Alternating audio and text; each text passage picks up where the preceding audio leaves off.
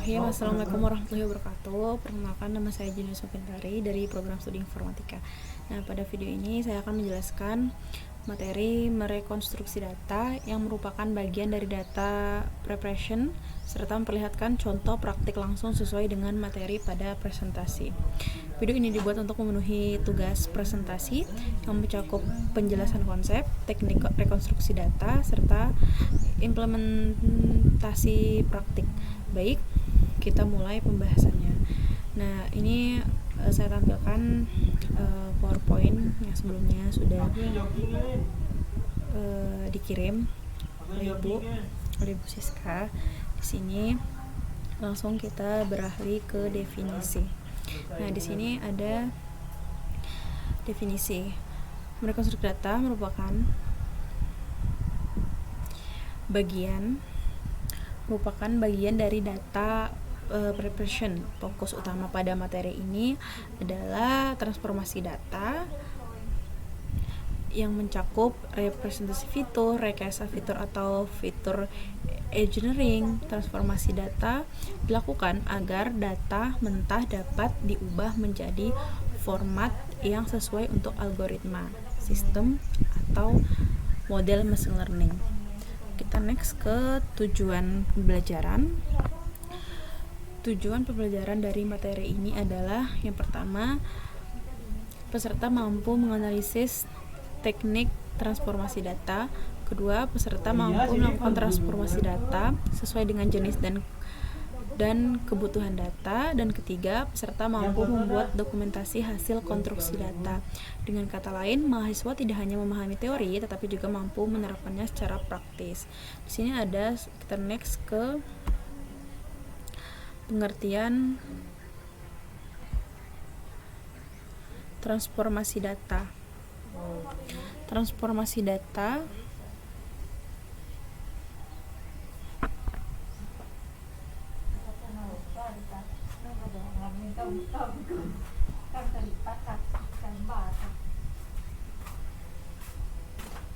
selanjutnya ada transformasi data. Transformasi data adalah prosedur untuk mengubah, memformat, menskalkan, dan membersihkan data mentah ke dalam format tertentu. Transformasi ini dibutuhkan agar data bisa diproses oleh sistem atau algoritma tidak menimbulkan bias, memberikan hasil analisis yang lebih akurat.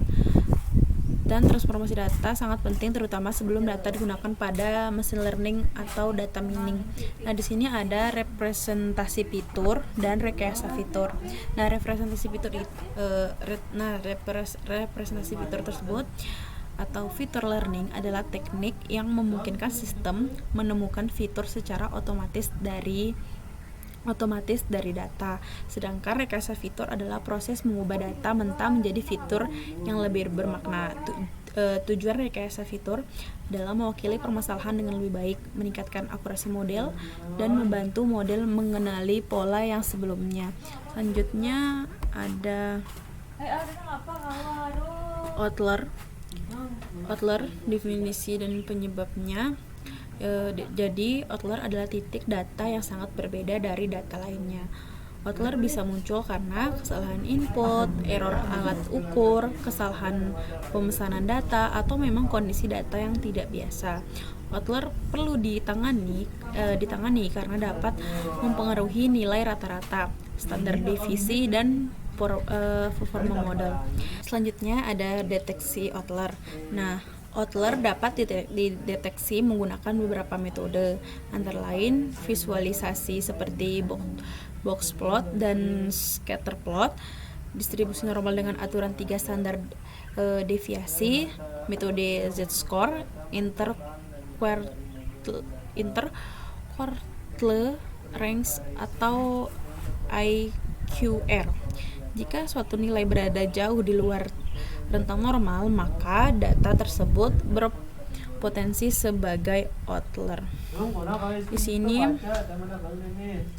ada Baik, saya akan menjelaskan teknik untuk menangani outlier. Beberapa teknik untuk menangani outlier antara lain yaitu ada trimming, yaitu menghapus data outlier. Selanjutnya ada winsorizing, yaitu mengganti nilai ekstrim dengan batas tertentu. Selanjutnya ada inputting, yaitu mengganti nilai outlier, dan discretization atau binning, yaitu pemilihan data, pemilihan teknik tergantung tujuan analisis dan karakteristik data. Selanjutnya di sini ada smoothing dan binning. Saya jelasin untuk smoothingnya dulu. Smoothing atau penghalusan data bertujuan untuk mengurangi noise dan membuat pola data lebih jelas. Salah satu teknik smoothing adalah binning, yaitu mengelompokkan data numerik ke dalam beberapa kategori. Binning memiliki kelebihan membuat model lebih robust, namun juga memiliki kekurangan karena mengurangi detail informasi. Selanjutnya ada scaling.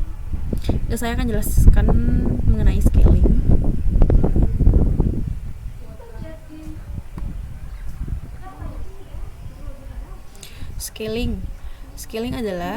Scaling atau penskalan digunakan untuk menyamankan rentan nilai data numerik. Ini scaling tak?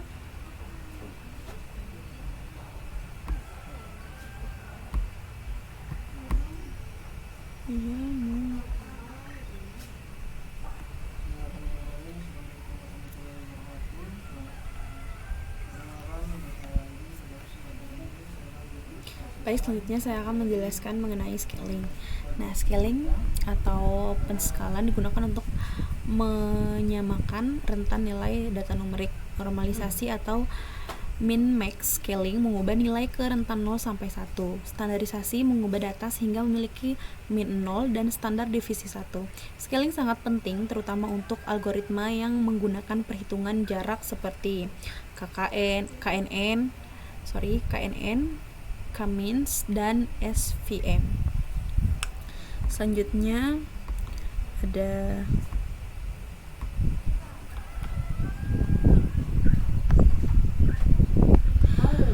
ada ini rekayasa fitur, data tidak terstruktur, dan rekayasa fitur teks terstruktur. Rekayasa fitur terstruktur, fitur untuk teks tidak terstruktur.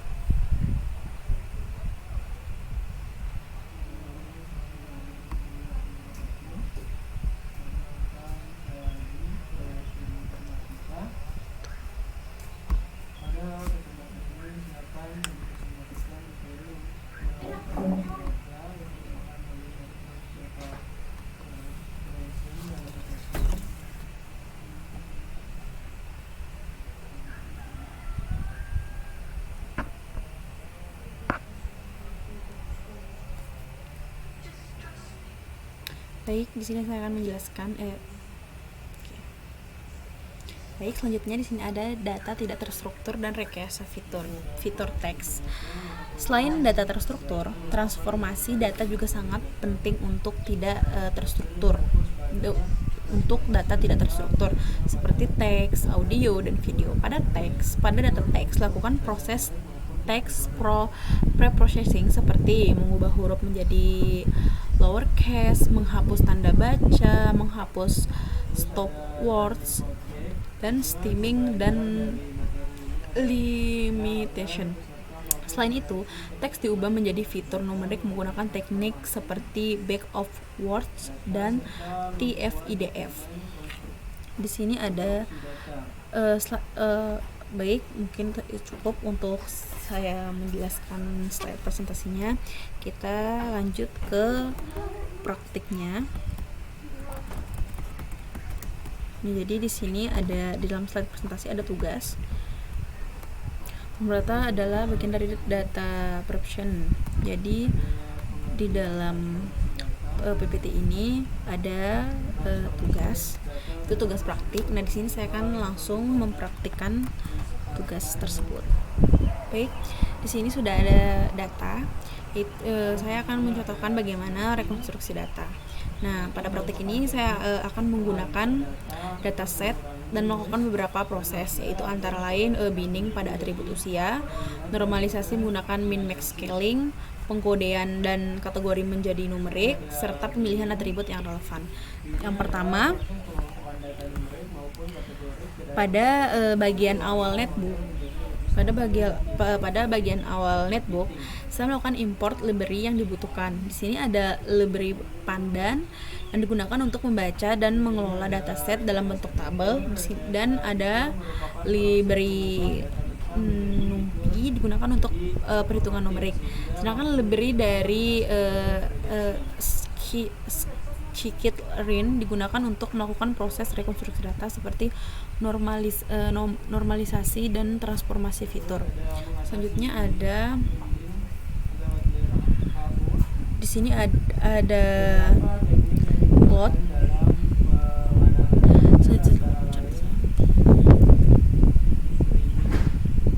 Baik, selanjutnya saya melakukan pembacaan dataset menggunakan Pandas. Dataset ini akan digunakan sebagai bahan praktik rekonstruksi data. Setelah data dimuat, saya menyimpan ke dalam sebuah data frame agar mudah dianalisis dan diproses. Selanjutnya, setelah dataset berhasil dimuat, saya menampilkan beberapa baris pertama data. Tujuan dari langkah ini adalah untuk melihat struktur awal dataset seperti nama kolom dan contoh nilai pada setiap atribut. Pada tahap ini, saya melihat informasi struktur dataset. Dari sini dapat diketahui tipe data setiap kolom, apakah bertipe numerik atau kategorik. Informasi penting untuk menentukan jenis transformasi data yang akan dilakukan selanjutnya. Selanjutnya saya melakukan analisis dan statistik deskriptif. Dari hasil ini dapat dilihat rentang nilai data serta kemungkinan adanya nilai ekstrim atau perbedaan skala yang jauh antar atribut. Hal ini menjadi dasar mengapa rekonstruksi data perlu dilakukan. Selanjutnya pada bagian ini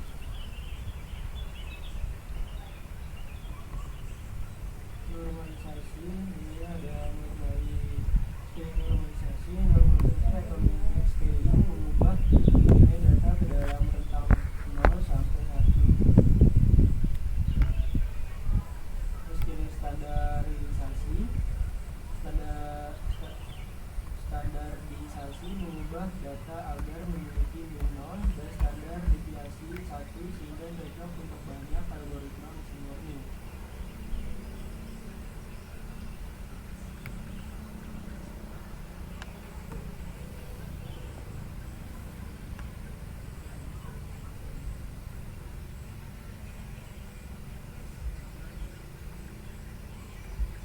Kemudian di sini ada data tidak terstruktur, data tidak terstruktur. Nah, pada bagian ini saya melakukan binning. Binning yaitu mengelompokkan data numerik ke dalam beberapa kategori. Binning bertujuan untuk menyederhanakan data dan membuat pola lebih mudah dianalisis. Selanjutnya ada saya melakukan normalisasi data menggunakan metode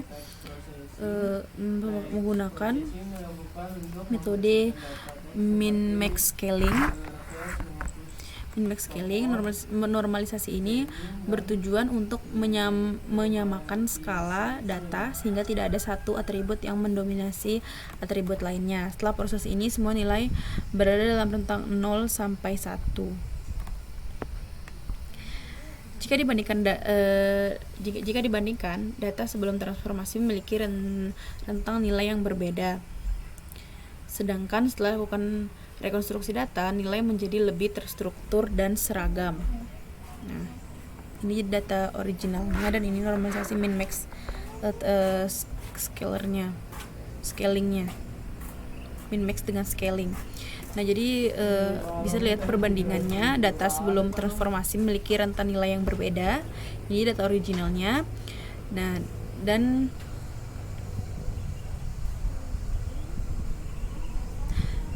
sedangkan setelah dilakukan rekonstruksi data, nilai menjadi lebih terstruktur, dan seragam. Hal ini menunjukkan bahwa proses rekonstruksi data berhasil dilakukan. Berdasarkan praktik yang telah dilakukan, dapat disimpulkan bahwa rekonstruksi data membantu meningkatkan kualitas data sebelum dianalisis lebih lanjut. Dengan melakukan binning dan normalisasi, data menjadi lebih siap digunakan untuk proses analisis atau pemodelan. Dari hasil praktik tersebut dapat lihat bahwa Boleh Bu? sebagai kesimpulan, merekonstruksi data merupakan tahapan penting dalam data preparation. Transformasi data membantu meningkatkan kualitas data dan performa model analisis. Demikian penjelasan dan praktik yang dapat saya sampaikan. Lebih kurangnya saya mohon maaf. Wabillahi taufiq